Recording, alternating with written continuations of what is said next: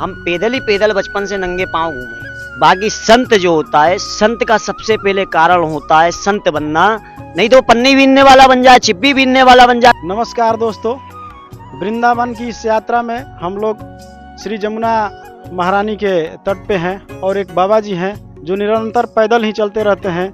इन्होंने कभी किसी गाड़ी, बस और किसी साधन का यूज नहीं किया है।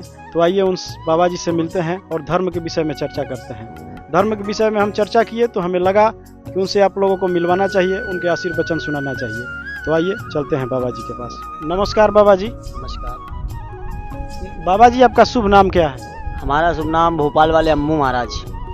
हमें भोपाल छोला मंदिर से अम्मू महाराज के नाम से जाना जाता है और हम छोटी मोटी रामायण टुकड़ों से और हनुमान चालीसा पढ़ पढ़ के भक्त हो गए हैं। जो हमारे जो आचरण में गलतियां हुई थी तो हम उनको सुधार के लिए, देश के लिए विवेकानंद जैसी जागृति पुस्तकों को हमने धारण किया और कुछ देश स्वतंत्रता सेनानियों की पुस्तकों को धारण किया, रामायण रामचरित्र को धारण किया। तो ये सब हमारे हृदय में बसते हैं। ये इतिहास है, ये सत्य है और सत्य ही जीवन है, सत्य ही एक मार्ग है।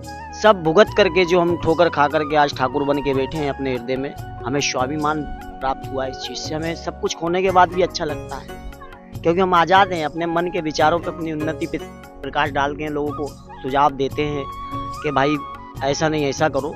इससे बहुत कुछ प्राप्त होता है। और ये प्रकृति की दुनिया में अगर प्रकृति को नहीं समझा तो फिर वो ज्ञान नहीं। संसारिक ज्ञान तो दुनिया भटक रही है कि कोई मैकेनिक है, कोई फलाना है, कोई ढिमका है। सही है, ये जीवन के गृहस्थ के लिए बहुत जरूरी है, लेकिन संसार में सबसे बड़ा ज्ञान जो है वो प्रकृति के द्वारा तत्व के दर्शन से परमात्मा को कैसे अपन अपने हृदय के बंधन से बांध सकते हैं। उस गांठ बांधने को जो प्राप्त कर जाए वो गुरु का शिष्य है, वही सच्चा परम भक्त है। और इससे लोग विमुख होते हैं। इसको जान के भी अनजान बनना जैसे लोहे के चवने चबाने के बराबर है, कांच की किरण किरण के बराबर है जैसे। तो ये सब तप में सब में आता है। कभी कभी ऐसी भी पीड़ा होती है हृदय में कि भाई नंगे पैर हैं, चलना है, बहुत मार गए, लेकिन उन चीज को साधु नहीं परखता। क्या चलना है, कितना सांस है, कितना क्या है। साधु का जीवन जो होता है ये बड़ी परिस्थितियों के अनुभव से गुजरते हुए, बड़ी चोट और ठोकरें खाने के बाद वो साधु बनता है। पहले तो वो आता है, खूब जीवन में स्वाद लेता है, गांजा चिलम मस्त कलंदर सब करता है।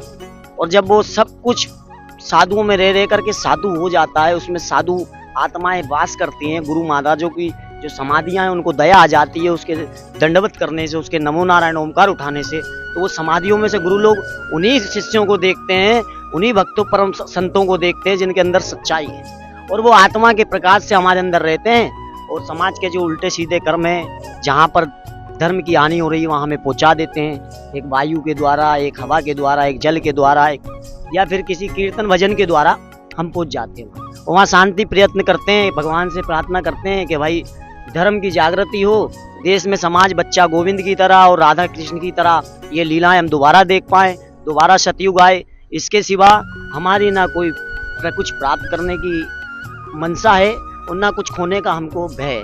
बस ये हमारी आप लोगों से विनती है कि सब कुछ छोड़कर एक पल प्रभु को, एक घड़ी आदि में बुनियाद, और आदि बुनियाद को तुलसी संगत साधु के हरे कोटि अपराध। तो आदि बुनियाद के साथ जितने जो आपने अपराध हुए हैं, निष्ज्ञान के, बालकपन में, निर्मलता या कोई भी कोमलता के आपके चंचल मन के द्वारा, इस सब का त्याग कर करके एक बार कठोर मन से अगर कोई तुम्हें रोकर भी कह रहा हो कि भैया मुझे बहुत तेज भूख लग रही है, उससे कहना बेटा भूख तो लग जान दे। प्रभु के आगे 1 मिनट के लिए जरूर खड़ाना है, उस चंचल को त्यागना है कि जिसके कारण हम लोगों को दया करते हैं और खुद अशुद्ध हो जाते हैं और अपनी भक्ति को स्वीकार की जगह अस्वीकार कर देते हैं कि यार मैं तो नहा ही नहीं पाया, अब मैं वहां कैसे जाऊं आरती में। तो ये सारी क्रियाएं हमारी छूट जाती। जैसे तुलसी बहुत चंचल थी, जिसके कारण उनका गणेश जी महाराज से भी युद्ध हो गए। तो इसका मतलब ये थोड़ा कि वो आपस में लड़ गए कि तुलसी मत पहनो, रुद्राक्ष मत पहनो। ये तो एक भाषा है, जैसे एक रिश्ता होता है, पल्लू करना पड़ता है। तो हम रुद्राक्ष अगर धारण किए हैं तो इसका मतलब ये थोड़ा ना हम शिवद्रोही हैं या रामद्रोही हैं, शिव के प्रेमी हैं। भगवान राम और ये दोनों एक दूसरे के उपासक हैं। हनुमान जो है वो राम के नाम की ले लाल के, जो लाल बनती है हमारी जुबान पे, उस नाम के अक्षरों की शक्ति है हनुमान। और देख लो वो लाभा श्री भोलेनाथ ने प्रकट किया, जो सच्चे ध्यान और मन में बैठते हैं, राम राम राम। हम भी यही चाहते हैं कि हर घर में एक बालक हो जिसको कृष्ण का नाम दिया जाए, ना कि महफूजा और ना कि अफजल, ऐसे नामों से हमें बचना है और ऐसी संगतों से बचना है जो हमारे धर्म को अशुद्ध कर दे। जैसे हमारे साथ ऐसे खिलवाड़ जीवन में अनेक हुए, ऐसे लोगों को हम चाह कर के भी नहीं कर पाते हैं, कुछ कह पाते हैं। वो लोग इतना प्रेम में बांध लेते हैं हमको कि हम मजबूर हो जाते हैं और अपनी अशुद्धि को हम ग्रहण कर लेते हैं। ऐसे प्रेम से हमें बचना है और इस नालायक, इस चंचलपन से अगर हम बचेंगे तो हमारे देश के हिंदू के गर्व को हम आगे ले जाकर भगत सिंह की तरह झंडा गाड़ कर, विवेकानंद की तरह परचम लहरा देंगे। भारत के टुकड़े हैं सारे देश, पृथ्वी, ये भूमि मंडल सब भारत भगवान विराजमान है। स्वयं सबसे बड़ी संस्कृति है। इसको लोगों ने छुपाया, किसी ने दबाया, किसी ने लेके ही चले गए। कुछ पन्ने इधर बिखर गए, कुछ उधर बिखर गए। जो बेचारे सिद्ध ऋषि मुनि ज्ञानी थे, उनके मुख पे जो रटे हुए थे, उन्होंने दोबारा तोड़ फोड़ करके छोटी मोटी रामायण दे दी कि ये वाल्मीकि ने लिखा था। और जो सच्चा लिखा हुआ है, जो प्रकृति के लिए हमें फायदा, जड़ी बूटियों से लेकर के बारिश का होना है, उन मंत्रों के उच्चारण, वो सारी सिद्धियां तो अंग्रेज बड़े बड़े लुटेरे ले गए, अफजल बाहुल ले गए, तानाशाह लोग ले गए। कुछ लोगों ने पानियों में डाल दिया, कुछ ने कब्रों में गड़ा दिया। लेकिन जो भारत की सच्ची प्रकृति है, वो धरोहर श्री कृष्ण का नाम और गोविंद के नाम से बढ़कर कुछ नहीं बचा इस संसार में। अगर उस चीज को प्राप्त करना है तो गोविंद को अवश्य इस धरती पे उतारना होगा। और जितने कलंकित लोग हैं, इन लोगों को अच्छी तरीके से एक बार समझाना होगा और बार बार करके इनकी जरूरतों को पूरा कर करके मना करके समझाओ कि प्रभु आएंगे। जो लाने चाहते हैं नरेंद्र मोदी हुए, लेकिन उनके भी बीच में अड़ंग बन जाते हैं लोग। मोदी जी इस देश के लिए वाकई, शिवराज सिंह चौहान जी सत्य कहते हैं कि वरदान है इस देश के लिए। अगर वो नहीं होते तो जो बची कुची धरोहर है, कुछ मंदिर हैं, यहाँ भीड़ें कम हो जाती। लुटेरे चाकू लेके रात में मास्क बांध के खड़े रहते, इसको लूटते उसको लूटते। क्यों? नशा, ये सब। और हमारे भारत देश में कुछ ऐसी जरूरतें होती हैं जो मोदी जी घर घर के लिए कर रहे हैं, सभी के लिए कर रहा है, एक समान लेके चल रहा है। पहले क्या होता था, जातिवाद, भाई उनका भला करना है, सरकार को हटाना है, क्या करे, दंगा कर जाओ, भले कुछ भी हुए, लड़ जाओ, मर जाओ। लेकिन आज जब से मोदी योगी जी आए, सिर्फ दंगा करवाने वाले खत्म हो रहे हैं, दंगे में हम लोग नहीं खत्म हो रहे हैं। दंगा रोकने वाले बढ़ रहे हैं और दंगा करवाने वाले कम हो रहे हैं। क्योंकि मुसलमान के दिल में भी दया होती है, लेकिन उनकी संगत जो उनको क्रोध कराती है, मदरसे में जाना, वही जिन्नात की राजनीति करना, ये सब राजनीति का चक्कर है। इसमें बालक पीढ़ी को नहीं उलझना चाहिए। मैं चाहता हूं अगर साइंस की किताब पढ़ रहे हो तो उसके साथ 2 मिनट विज्ञान भी पढ़ो, संस्कृत भी पढ़ो। संस्कृत बहुत जरूरी चीज है। और वेदों में जितने मंत्र हैं, संस्कृत के उच्चारण से उच्चारते हैं बच्चे तो प्रभु जल्दी अनुकंपा से, क्योंकि इसमें प्रभु की मधुर भाषा छुपी होती है, मधुर शब्द छुपे होते हैं। उन शब्द द्वारा प्रभु बहुत जल्दी हमारी मनोकामना सुनते हैं। और वृंदावन में जितने पग चलोगे, समझ लो उतने गोविंद ने तुम्हारे नाम की 1.25 मन सिक्कों में तुम्हारे नाम का भंडार भर दिया। महाराज जी, हिंदू धर्म में इतना ढोंग क्यों है? देखिए, हिंदू को तो धर्म में ढोंग ज्यादा इसलिए बताया गया है, वैसे तो माना जाए सभी धर्मों में ढोंग, हिंदू धर्म में जो ढोंग बताया गया है, वो ढोंग भी एक ऐसा ढोंग है कि जो भगवान की लीला, उन ढोंगियों को देखकर ही भगवान खुश होते हैं। पुजारियों को देखकर तो वो दया करते हैं, लेकिन उन ढोंगियों को देख करके भगवान मुस्कुराते हंसते हैं कि देखो साला बचने के चक्कर में कौन कौन से चने चबा रहा है। तो भगवान को हंसाते हैं। ढोंगी भी होना बहुत जरूरी है। जिस प्रकार भगत है, उस प्रकार उनको चलाने वाले भी है।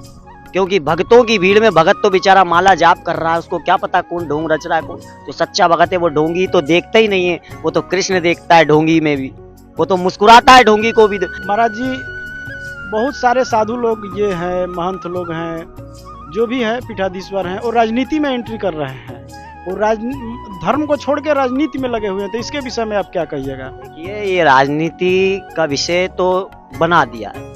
बाकी संत जो होता है, संत का सबसे पहले कारण होता है संत बनना।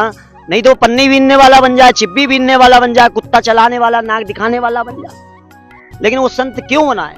क्योंकि उसको देश की कुछ ऐसी तकलीफें दिखी हैं, जिन चीजों को उसने धारण करा था, पुस्तकों में विवेकानंद को पढ़ा था, वो चीजें दिखती है। जो उसने नाटकों में सूप नकाओं के रोल देखे थे, वो उनको लोगों में दिखते हैं। तो वो कहते हैं यहाँ तो भगवानता छोड़ के साला ये उल्टा हो रहा है हमारा देश। तो उनके दिल पे बात लग जाती है, मैं भी विवेकानंद की तरह एक उबाल लाऊंगा देश में। मैं भी 4 बच्चों को, पीढ़ी को लोग गलत रास्ते पे ले जा रहा है, मैं 4 को तो बचाऊंगा।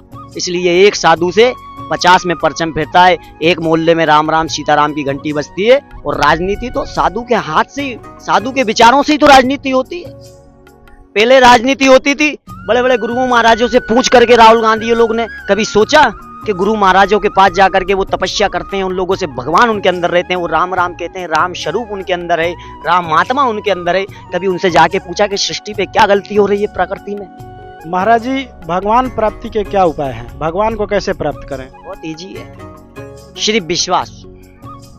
अगर आप में विश्वास है, भगवान है, तो आपका मन सबसे पहले उठ के, विश्वास है तो ही आपका सबसे पहले मन उठकर बिस्तर से नीचे उतरने के पहले या देवी विष्णु पत्नी नमस्तुभ्याम मंत्र पढ़ करके धरती माता को स्पर्श करे और दरवाजे पे जाकर, जैसे गोरा माता ने लगाया था ना गणेश जी को कि देखना बालक कोई आ ना सके, ऐसे गणेश जी के दरवाजे पे जाके वक्रतुंड महाकाय 2-3 मंत्र ऐसे भगवान ने राम नाम मंत्र दिए शांति को प्रदान करने के और स्वरूप बनाने के। इस पे मानव चले तो प्रकृति उसको चलते चलते भी, मैं कह रहा हूँ महाराज, आंखों में धूल उड़कर नहीं लग सकती, भले ही ऊपर के ऊपर से निकल जाए। एक पल को भी संकट नहीं आ सकता, संकट में भी उसके मन में प्रसन्न चित्तता रहेगी। और दूसरे जो कपटी उसको देखेंगे ना, उनके मन में सुख होने के बाद भी दुख रहेगा। राम नाम को अगर पाना है तो राम राम कहते जाना, ये बात योगी जी ने बहुत पहले की थी। अगर अयोध्या का मंदिर बनवाना है तो राम राम का जाप करते जाना है मनी मनी। और हर बच्चे को मोदी जी से सीख लेना चाहिए। महाराज जी, आप कितने दिनों से पैदल यात्रा कर रहे हैं? हम पैदल ही पैदल बचपन से नंगे पांव घूमे, क्योंकि हम बचपन से हमारी ऐसी परिस्थिति आ गई थी, माता पिता के स्वर्गवास होने के बाद बहन पे बहुत ज्यादा जिम्मेदारी आती थी कि उसका रोता हुआ मुंह हमको कुछ मांगने पे हम उतावले होते ही नहीं थे। अपने मन की इच्छा से कहते थे रो करके, वो हमको मना लेती थी अपने प्यार से, हमें कोई चीज की जरूरत पड़ती नहीं थी, गोद में रख के घूमती थी। और जिस दिन से उसकी शादी हुई है महाराज, उस दिन से हमने अपना घर से निकल पड़े पैदल यात्रा पे। महाराज जी, आप कितने दिनों से साधु बन गए हैं? कब से बने हुए हैं और क्यों बने हुए हैं? महाराज जी, सबसे बड़ी बात तो है, साधु बनना तो दूर की बात है, भगवान ने हमें पहले से ही बना रखा था साधु। हमारे पिताजी जो थे, हमारे खानदान में ठाकुर परंपरा में इतनी बड़ी भक्ति मानी जाती है कि हमारे पिताजी ने कई सैकड़ों उच्चारण करे, शिवलिंग बनवाए बर्फ के, छोला मंदिर में महंतों के साथ रहे, गुरुओं के साथ रहते थे, मंदिर में नरियल फोड़ते थे, प्रसाद चढ़ाते थे। जो छोला मंदिर विश्व प्रसिद्ध है, आज 200 करोड़ 300 करोड़ की विश्वास सारंग जी ने लागत लगाई है। हमारा भाई विश्वास सारंग जी के साथ में समिति में जिला बस स्टैंड मंडल अध्यक्ष विनोद ठाकुर, और विश्वास सारंग, आलोक शर्मा हमारे यहाँ के महापौर हैं। इन्होंने मंदिर बनवाया, उसी मंदिर को जिस मंदिर में हमारे पिता की आत्मा है। और हमारे पिताजी बहुत बड़े भक्ति थे, और वो हमको सुबह उठा करके 4 बजे ले जाते थे रामायण पढ़ाने, और गुरुजी के गोद में बिठा के एक पेड़ा खिला करके लाते थे, फिर हमें पोहा जलेबी दिला करके स्कूल छोड़ते। सब कुछ घूम चुके अपनी शरण में, लोग निकल पड़े हम पैदल यात्रा पे। हमने कसम खा ली हम चप्पल नहीं पहने, क्योंकि राम जी चप्पल नहीं पहनते थे। रामायण पढ़ने का बहुत शौक था, खूब भजन गा गा करके बना करके पढ़ते थे मंदिरों में। स्टेशन के पास जो मंदिर रहते थे, रामायण चलती थी, वहाँ बैठते थे। महाराज जी, आप कब से पैदल यात्रा कर रहे हैं? 2013 से हमारी यात्रा शुरू है महाराज। और नर्मदा जी हम कुछ पूरी नहीं हो पाए, कहीं बीच बीच में थम गए, क्योंकि हम बहुत कमजोरी हमारे अंदर से लगने लगी थी। हम बचपन से ही लड़ते झगड़ते अपने आप को कमजोर, अकेलापन, असहाय समझ रहे थे। लेकिन हम अपने खाने पीने ध्यान में, जैसे माता पिता समय पे खिलाते हैं डाइट, वो हम नहीं कर पाते हैं, इसलिए हम ज़्यादा नहीं चल पाते हैं। इसलिए हम बैठे बैठे अपना स्नान ध्यान यमुना जी परिक्रमा मार्ग में ही करते हैं ज़्यादातर। और बाकी हमारी तपस्या ये है कि प्रभु ब्राह्मणों को कर्मकांड दिया है, वो अपने कर्म कर रहे हैं, और सन्यासी को त्याग दिया है, हम अपना सन्यास लेके चलना है। किसके नाम से? तुम्हारे नाम से। अगर स्नान करवाना हो तो वो भी आपकी शक्ति है, और ध्यान करवाना है तो वो भी शक्ति आपकी है। हमारा तो सिर्फ मनन है और मन है। जब बन जाए आप में प्रभु, इतना मन बना के रखिए, हमारे मन में समाते रहिए कि आपको पाने के लिए हमारा मन हम सदैव गुनगुनाता रहे। महाराज जी, आप कहाँ से यात्रा करके आ चुके हैं? महाराज जी, हम देखो, यात्रा हमारी नर्मदापुरम से हो चुकी है, महाकाल उज्जैन हो चुकी है, और इलाहाबाद प्रयागराज हो चुकी है। और हम बचपन से थे कहाँ, हरिद्वार में हम 2014 में पहुंच गए थे। तो निरंजनी अखाड़ा था, वहाँ हमने कुछ महापुरुष बन के रहे, अखाड़े में सेवा करी है, मणि में झाड़ू पोछा करा है, भगवानों का श्रृंगार करा है। इसी रूप में रहेंगे, और हमें ना कुछ पाने की तमन्ना है, ना खोने का डर है। और हमारे जितने भक्त प्रेमी है, जिनसे हम लेके खाते हैं, हमारी परमात्मा से इतनी अनुकंपा है कि हमारी इतनी अर्जी लगाइए, जिन लोगों का दाना पा रहे हैं उनको उतना प्राप्त हो कि वो दोबारा जरूर आए।